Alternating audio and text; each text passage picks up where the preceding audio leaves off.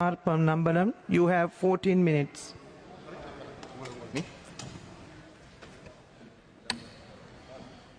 I thank you. How many minutes, ma'am?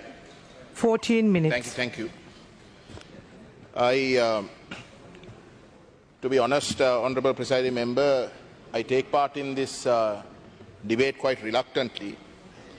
Reluctantly because the Defence Ministry is a subject that is very polarizing. It's polarizing when you hear speeches not only in this House, but even when you consider opinions outside this House. It's polarizing on ethnic lines. And on that basis, the tragedy is that this House has deteriorated in its conduct to such a point where differing opinions are not respected, differing opinions are not allowed to be voiced, and one then, in that backdrop, has to ask the question whether there is any point in speaking. But despite that, it is my duty by the people who elected me to express certain views, which I will endeavour to do. Honourable Presiding Member, in May 2009, the date was the 16th, I was approached by the LTT's political head, at that time Mr. Nadesan, and Mr. Pulitevan, who was in charge of the Peace Secretariat, to approach the government of the day. There were nearly 150,000 to 100,000 people in LTT-controlled areas on the 16th of May 2009. And the LTT's position was that if the government was not approached and if the LTT's wish to save those lives of civilians was not expressed and conveyed, those lives will be lost. And on that basis, I contacted the then Minister, Mr. Basil Rajapaksa, on numerous occasions on the 16th from about 4 o'clock in the afternoon till about 10 in the night. I think we must have discussed 10 times the modalities with regards to how those civilians could be brought across. Eventually, with the Defence Ministry consultation, it was agreed around 8 o'clock in the night that Mr. Basil Rajapaksa and myself will personally go to Vanni along with 2 bishops that the government and we will agree upon, who will oversee the whole process by which these civilians will come across. And this agreement was reached at about 8 o'clock on the 16th, pending the Security Council approval, which was to take place on the next day, because His Excellency President Mahinda Rajapaksa was away in Jordan for the non-aligned movement meeting, and he was only returning on the 17th morning. When he was to return, he was supposed to go into a National Security Council meeting immediately, and approval was supposed to be sought, and we were to be ready to go to Vanni to ensure that those civilians be brought across. Now, it was 150,000 to 100, and I make those large numbers. There is a discrepancy of nearly 50,000 because it was almost impossible to give a safe number. But those numbers were massive by any stretch of imagination. By any stretch of imagination. And at about 11 o'clock, after the National Security Council meeting had started, at about 11 o'clock when I was looking at the TV, the government's channels, Rupavahini and ITN, announced that all civilians had been brought across. About 50,000 civilians had come across, and that there was no more civilians in LTT-controlled areas. I panicked, because I know that when the war started in LTT-controlled areas, there were over 460,000 civilians. These were government figures. And gradually, from people coming out, as well as deaths, the calculations made by not only the TNA, but all other responsible institutions that were monitoring the war, knew that the numbers, even at the very end, were large. The Honorable Sarath Veerasekara the other day asked, where was I? That was my job. I was a member of parliament at that time, and I was trying to in some way use my privileges as a member of parliament and my contacts with the government to try and safeguard those civilians. The LTT was willing to allow them to be brought across. But that did not happen. That did not happen. From the inception of the war, please don't disturb, Honourable Minister. Please don't disturb. I only have a very short time. No, the thing is this. Now, the thing is this, when you are trying to mislead this now. When you are trying to mislead this assembly, no, you can't mislead them because the entire nation is listening. When you are trying to mislead, it is my duty, being an officer in the war, right? It is my duty to tell you that, correct it. And about 300,000 people were used as human shield by Prabhakaran. Are you going to dispute that fact? Are you going to dispute that fact? Right. So you are telling lies. Yes, Mr. Ponnambalam, you can continue with your speech. In my submissions, you must not disturb me like this. Be responsible, please.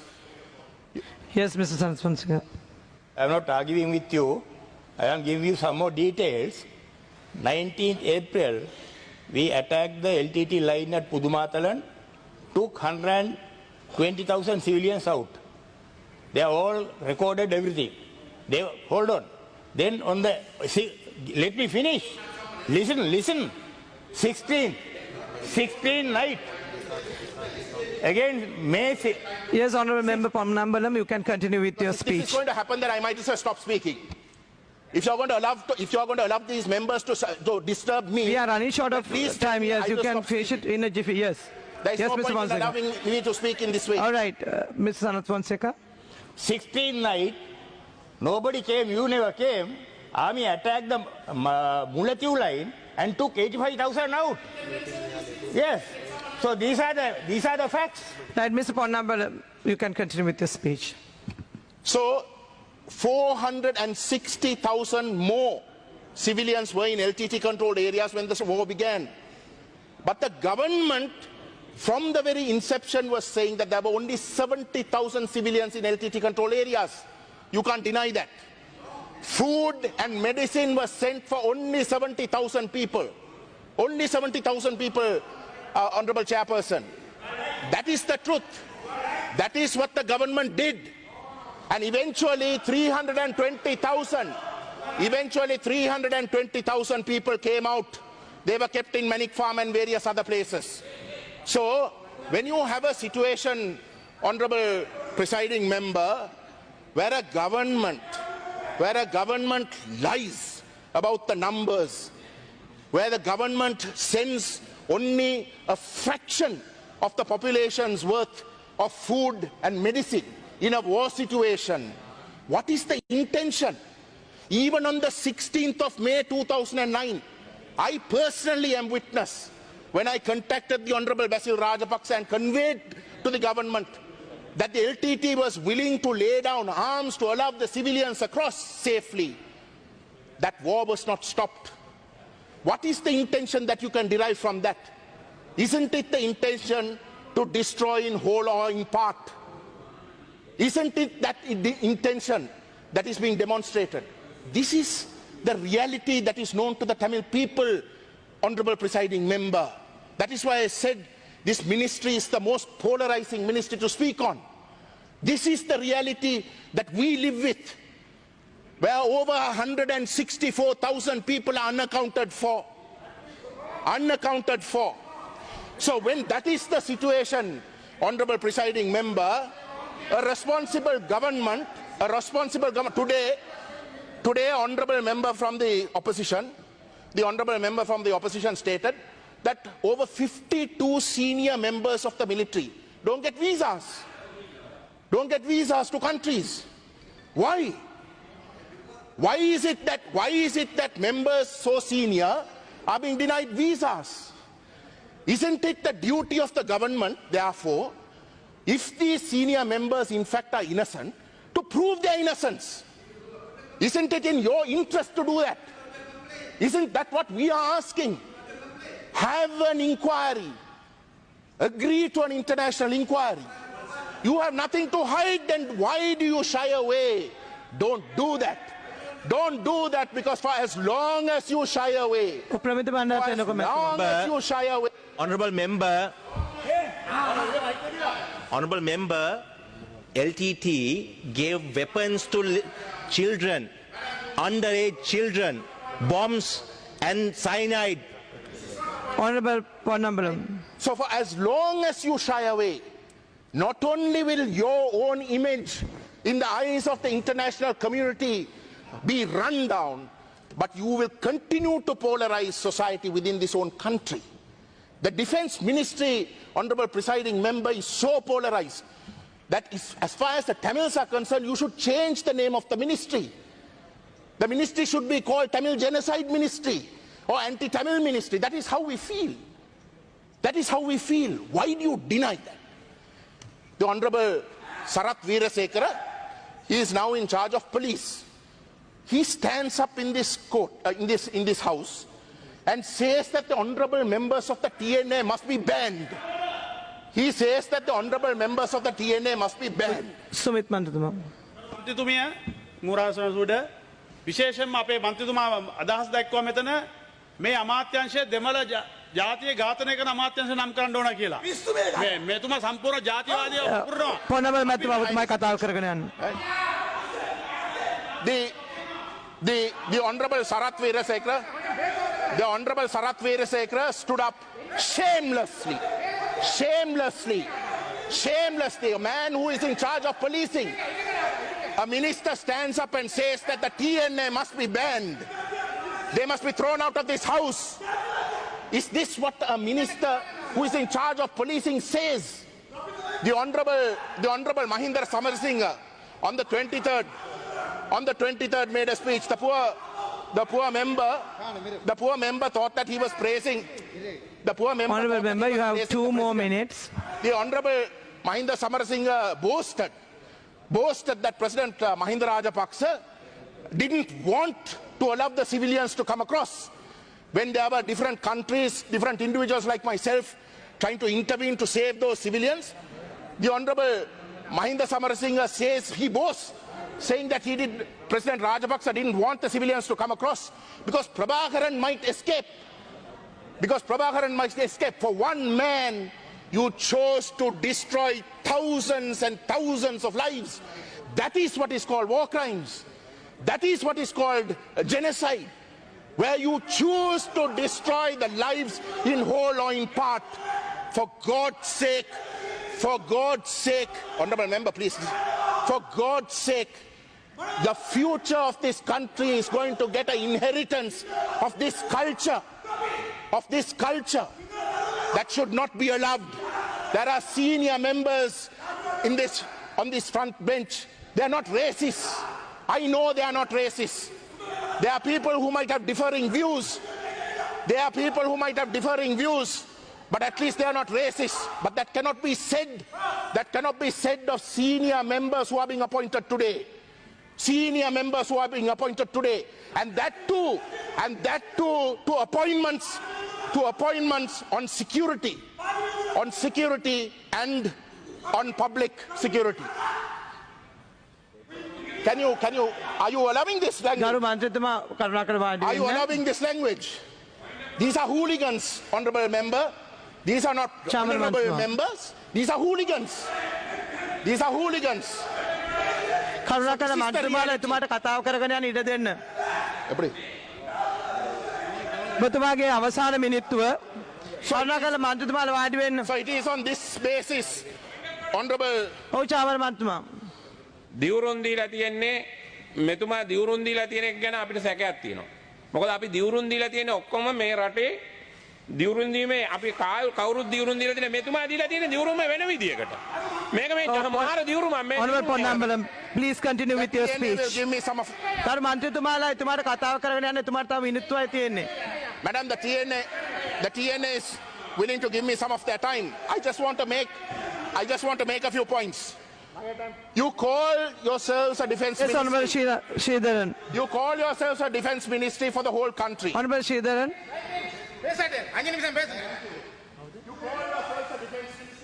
நிமிஷம் நான் கொடுக்குறேன் பேசுங்க. Honorable Ponnambalam, please continue with your speech. Military, they've given me some time, they've given me 5 minutes. The defense ministry has 20 divisions in this country. 20 divisions. Of the 20 divisions, Honorable Presiding Member, 16 are based in the Northeast.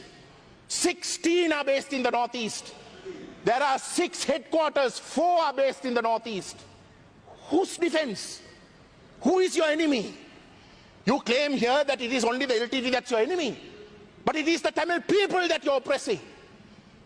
Is this what you want to convey for generations and generations to come? For God's sake, think again. In order to pursue your chauvinistic and racist policies, you are creating precedents today that is going to curse this country. Curse it to the point where you might quite well destroy us, but you will destroy yourselves. Honorable Tennecoon. I wish you had the balls to talk like this against the LTT when they were giving arms to children, when they're It's not giving a point bombs of to order. children. Honorable Ponnambalam, please continue. Thank you. Is this the precedent that you want to set? Because when you set this precedent, today it's the Tamils. Today it's yesterday it was the Tamils. Today it's the Muslims. Tomorrow it will be your own. It will be your own because the people who you consider your competition, you will turn against them. That will turn against them. That is the reality. This is a downward spiral, Honorable Presiding Member. And if these members, and what I mean by these members is not the hooligans who sit at the back. If these senior members who have been in this house for decades, members who are responsible, members who have the intelligence to meet. Honorable Ponnambalam, you have only 2 more minutes. If these senior members fail in their duties today, as they are failing today, if they continue to fail like this, it is this country that will go to the dogs, that you can never prevent. I have been repeatedly stating, I am an individual who was born and bred in Colombo. My friends are Sinhalese. I grew up with the Sinhalese. During the 83 riots, it was the Sinhalese people, like Mr. Ananda Vijayasekara, President's Council, like Mr. Kosala Vijayathilaka, President's Council, like Mr. Stanley Williams. These are the people who saved us. Those were Sinhalese people. Those are the Sinhalese people that I knew. But quite honestly, even 10 years ago when I came as a member, even when the LTT was there, this was not the culture. This was not the culture, madam. People were willing to listen. People were willing to answer. Even though they disagreed, were willing to answer with decorum. But it's a disaster what has come before this country. Make no mistake. You can by all means continue to disenfranchise the Tamil people. You might even succeed in your continued systematic genocide. You might even succeed in totally dismantling our identity. There might come a time that we can't even claim that we ever had a place on this island. But you will leave a legacy that will destroy yourselves. Mark my words. Honorable member, please wind up. Thank you.